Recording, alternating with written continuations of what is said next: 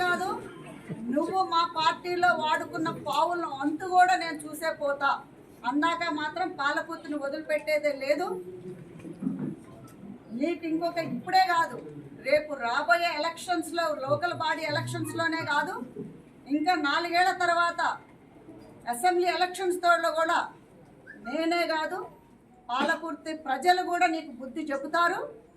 నువ్వు ఇప్పుడు మమ్మల్ని ఆడవాళ్ళని కూడా కాకుండా గెలిచిన దగ్గర నుంచి ఏదో ఒక రూపకంగా మమ్మల్ని మా మీద ఆరోపణలు చేసి మమ్మల్ని ఏడిపిస్తున్నారు. ఈ ఏడుపు అనేది మీకు ఉత్తగానే కొట్టుకోదు.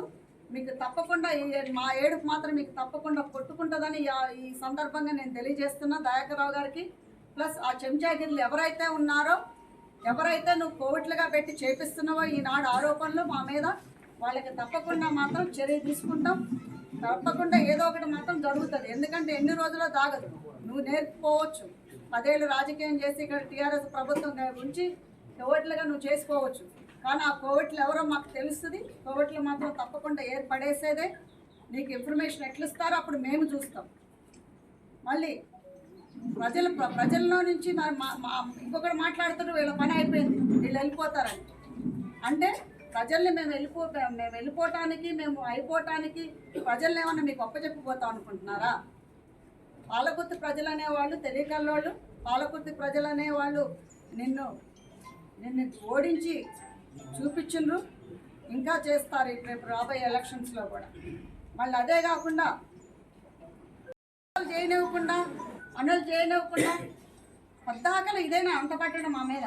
ఇదనే చేయమా, లేకపోతే సేవలనే చేయమా? పాలకుర్తి ప్రజలకి, పాలకుర్తి ప్రజలు డెవలప్ అనే చేయమా, లేకపోతే స్వచ్ఛంద సేవ మా ట్రస్ట్ ద్వారా పనులే చేయమా? ఏది చేయకుండా అడ్డుపడుతున్నారు. అడ్డుపట్టమే కాకుండా ఇలాంటివన్నీ ఆరోపణలు చేసి మమ్మల్ని టైం వేస్ట్ చేసి మమ్మల్ని ఇచ్చేసుకుందాం అనుకుంటున్నారా?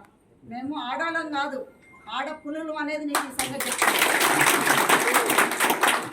మేము ఆడవాళ్ళం అని అనుకుంటున్నామేమో, ఆడపులులు మేము వేటాడతాం.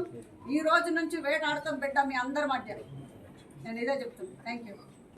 ఫస్ట్ మీ పార్టీ ఏమైపోయినా ఎక్కడ పోయినా కానీ మీకు ఇది లేదు అంటే కాంగ్రెస్ పార్టీలో ఉన్నోళ్ళని గురించే మీకు అవసరమా? కాంగ్రెస్ పార్టీలో ఉన్నోళ్ళని గురించే మీరు లేపుతారా? అంటే అది చేయండి, ఇది చేయండి అని. అసలు మీకెందుకు? మీ కుటుంబాల్లో లేవా? మీ కుటుంబాలు లేవా మీకు? మా కుటుంబాల్లో ఎందుకు తగ్గి చూస్తున్నారు మీరు? నేను దయాకర్రావుని అడుగుతా, నీకు బిడ్డ లేదా? నీకు కొడుకు లేడా? నీకు అల్లుడు లేడా? కోడలు లేదా? లేకపోతే నీ కజన్స్ అందరూ నీ అల్లుళ్ళు, మానాళ్ళు అందరూ చేసిన వాళ్ళే కదా రాజకీయం ఇక్కడ పాలకుర్తిలో. వాళ్ళందరూ చేయగలేంది మా కుటుంబాలు చేస్తే ఏమైంది మీకు? మరియు ఇంకొకటి ఏంటంటే మాట్లాడితే అత్తాకోడలు అంటే, అత్తాకోడలు అంటే మీకు అంత హీనంగా ఉందా? అంత అలుసుగా ఉందా? మేము బాగానే ఉన్నాం, మేము బాగానే ఉంటాం కూడా.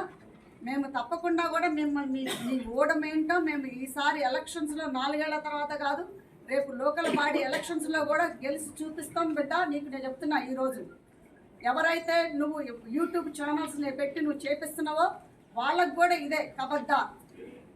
ఎవరినైతే నువ్వు పావులుగా వాడుకుంటున్నావు మా పార్టీలో, వాళ్ళకు కూడా నేను హెచ్చరికిస్తున్నా ఈ ప్లాట్ఫామ్ మీద. మీరు మాత్రం పని చేయకపోతే మాత్రం తప్పకుండా చర్యలు తీసుకోవాల్సి వస్తుంది ఇమీడియట్గా. ఇది మాత్రం ఆగాలి. సో తప్పకుండా ఇప్పుడు మేము ఒక గోల్ మీద వచ్చినాం. మీ ఇళ్లలో బిడ్డలు లేరా? మీ ఇళ్లలో బిడ్డలు ఇంకొక వేరే ఇంటికి కోడలుగా పోరా? అంటే మీ ఇళ్లలో కోడలు లేరా? మరి మా ఇంట్లోనే ఎట్లా ఎందుకు తొంగి చూస్తున్నారు? మేము బాగానే ఉన్నామే అత్తాకోడలమి. మరి అత్తాకోడలని మేము వేరేగా చూసుకుంటున్నాం కదా. ఇప్పుడు అత్తాకోడలు పాలకుర్తిలోనే ఉన్నాము. తన అధికారపూర్వకంగా తన పనులు చేసుకుంటుంది, నేను పార్టీ పూర్వకంగా నేను పనులు చేస్తున్నా.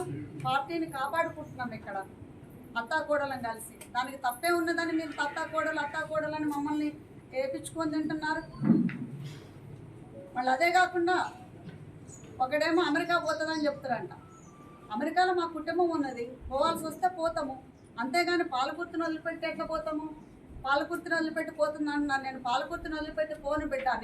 నీ అంతేదో చూసే పోతా. నీ అంతే